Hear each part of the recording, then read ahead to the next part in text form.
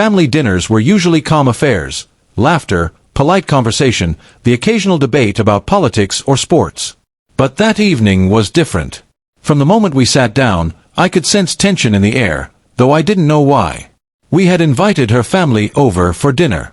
My wife, Rachel, and I wanted to make a good impression. Everything had been planned, the table set, the food prepared, the wine chilled.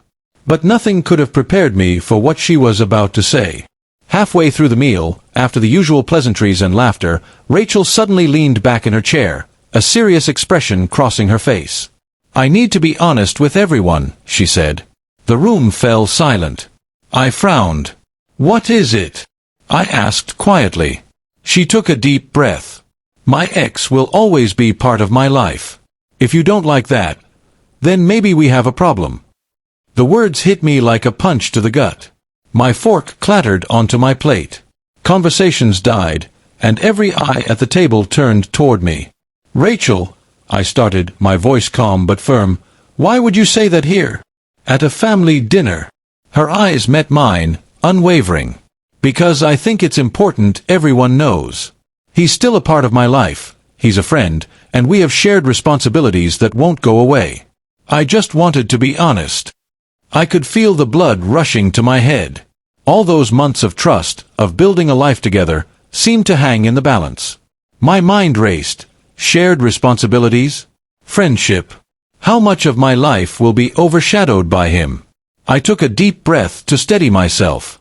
"Rachel," I said, keeping my voice low, "being honest is one thing. Declaring it like this at dinner, in front of our families, feels disrespectful. I married you, not your past." She leaned forward, her voice calm but firm.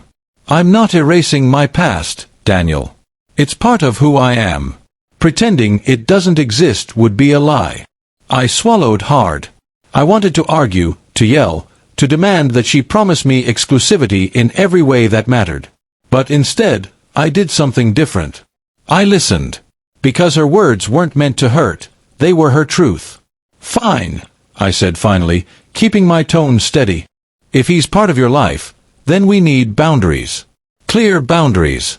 And I need to know my place in all this. Because I won't live in a constant shadow of someone else, Rachel. Not now, not ever." Her expression softened. "I understand. And I want you to feel secure.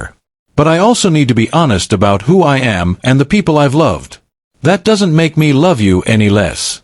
It just exists." The room was quiet again, tension lingering like smoke in the air.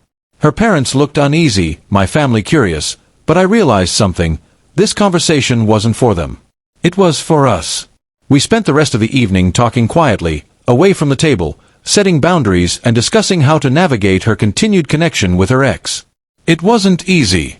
It wasn't comfortable. But it was necessary. By the time the dessert plates were cleared, I understood something important. Relationships aren't about erasing the past, they're about negotiating it together. My trust in Rachel wasn't about denying her history. It was about ensuring our present and future were protected. That dinner, which could have ended in conflict or resentment, instead became a turning point. It reminded me that honesty, even when it stings, is stronger than silence. And it taught us both that love isn't about control. It's about communication, respect, and compromise. As we walked to the car that evening, hand in hand, I realized that the shadow of the past wouldn't disappear entirely.